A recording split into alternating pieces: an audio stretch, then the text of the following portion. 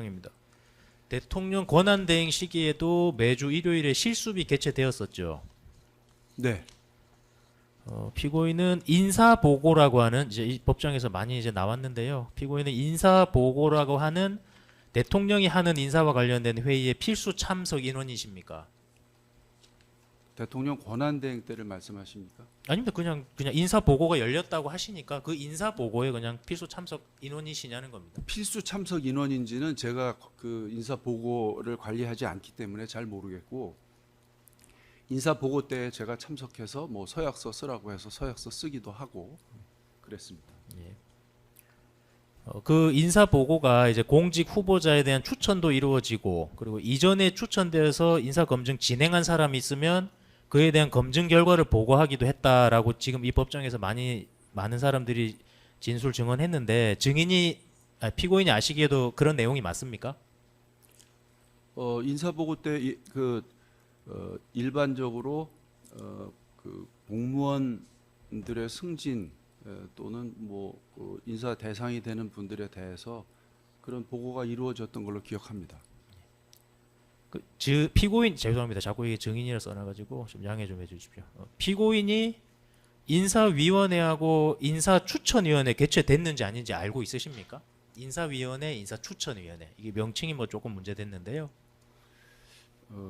그 위원회는 제가 이제 관장하는 위원회가 아니니까 그건 잘 모른다 이렇게 말씀드렸고, 그 인사 보고가 인사 보고라는 그 규정으로 운영이 되는지, 그게 뭐 추천위원회라는 형식으로 운영이 되는지 그 부분까지는 제가 잘 모르겠고, 대통령 모시고 하는 인사 보고에 참석해서 그런 내용들을 얘기를 듣고 그런 그 일이 있습니다.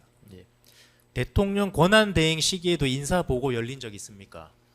저는 참석한 적이 없습니다. 인사 보고 전에 피고인이 이제 뭐 미리 확인하시는 자료가 있습니까? 참석하시기 전에 미리 받거나 확인하시는 자료, 인사 보고 전에.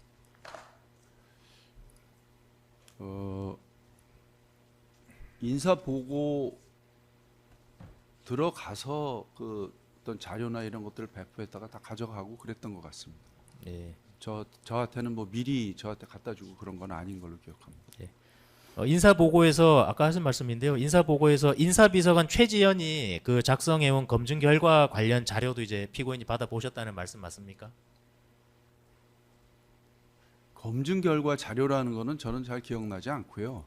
검증은 우리 공직기강 비서관실에서 하는데, 검증에 이 법정에서도 여러 번 얘기가 됐습니다만, 뭐 부담 요소가 있느냐 없느냐 이런 것들이 이제 문제가 되는 거고, 그쪽에서 그냥 진행되는 것들은 거의 다 큰 문제가 없는 그런 것들이 이제 얘기가 됐을 겁니다.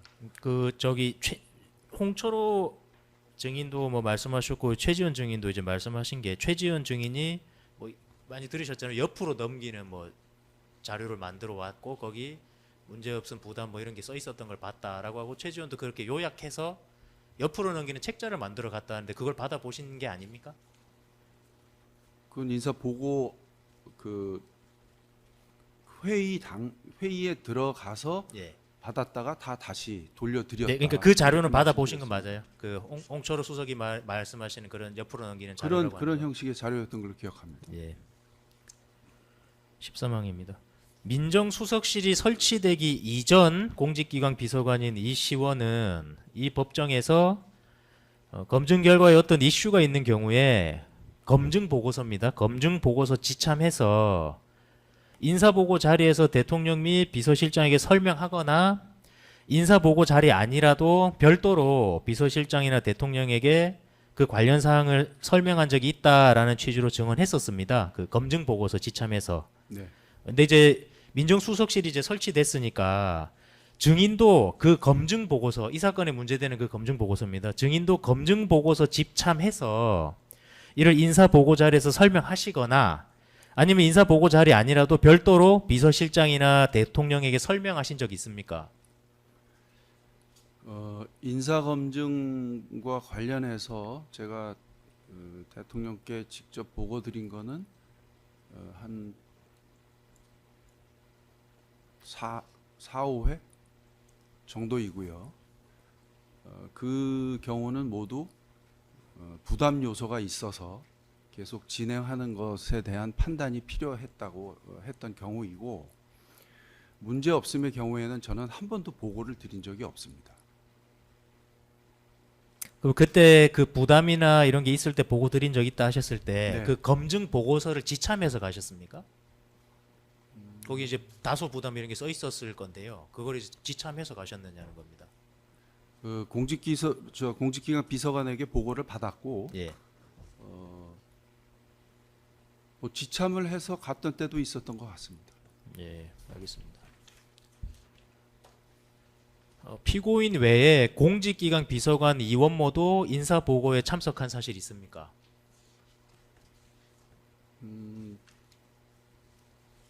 참석했던 기억이 있습니다. 예. 예.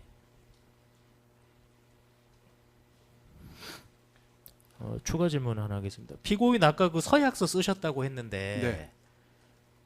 그걸 이제 인사 보고 자리에서 쓰셨던 거예요? 인사보고 자리에서 저 바로 쓰는 겁니다. 예. 그거를 그러면 누가 나눠줘서 누가 회수해 갔었습니까? 그 서약서? 그건 인사비서관실에서 아마 인사비서관실 했던 걸로 직원이요? 기억합니다. 예.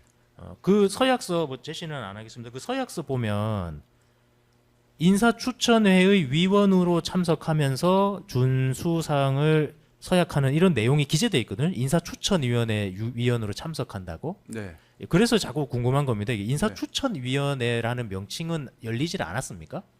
인사추천위원회 위원으로 참석하면서 서약한다고 기재돼 있거든요. 그러니까 인사추천위원회를 어떻게 운영하느냐 하는 거는 그걸 담당하고 있는 부서가 그 행하는 방식이 있을 것이고, 인사추천위원회인데 왜 인사 보고를 하느냐 그런 얘기를 한 적은 없습니다. 그러니까 인사 보고라고 얘기를 하든 인사추천위원회라고 얘기를 하든 실질이 이제 그에 해당되는 그런 내용의 논의가 뭐 얘기가 되고, 거기에서 그런 일이 진행이 되는구나. 뭐 들어갔을 때 제가 참석했을 때는 저는 그런 생각을 했습니다. 정진석 피고인은 이 법정에서 대법관, 헌법재판관 등 법조 관련 인사는 인사비서관이 아니라 민정수석이 전담했다라는 취지로 진술했었습니다. 맞습니까? 근데 그 인사라는 게 그 일반 공무원들에 대한 그런 인사하고는 그 법조 관련 부분은 다르지 않습니까? 예. 대법원에서 뭐 추천위원회를 진행을 하고 뭐 제청을 해오고 이런 것들을 하기 때문에 뭐 인사 비서관이 할 수 있는 뭐 그런 그 업무의 영역은 아마 그게 별로 없을 겁니다. 이제 그래서 민정수석실이 전담했다라고 하는 진술이 맞는 말입니까? 그러니까 거기에서 제가 전담하는 업무가 뭐냐 그렇게 보시면 대법원에서 지금 그 추천위원회 만들어서 쭉 절차를 진행을 하는데 제가 전담하는 업무가 뭐가 있습니까?